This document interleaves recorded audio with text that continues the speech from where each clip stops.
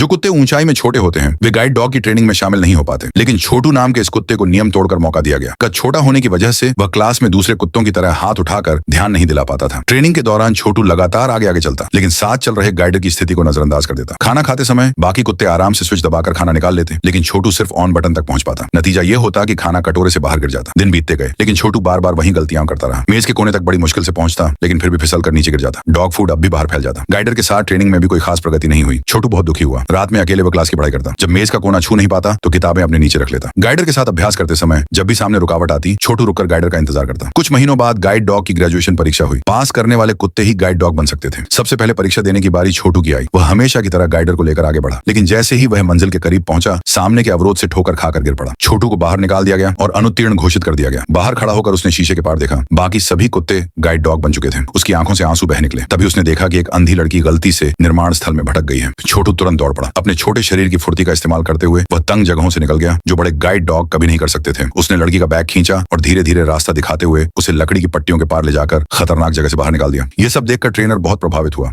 उसने माना कि असली परीक्षा तो व्यवहार और हिम्मत की होती है। इनाम के तौर पर प्रिंसिपल ने हीरो की चादर उतारकर छोटू के कंधों पर डाल दी और आखिरकार छोटू भी गाइड डॉग बन गया।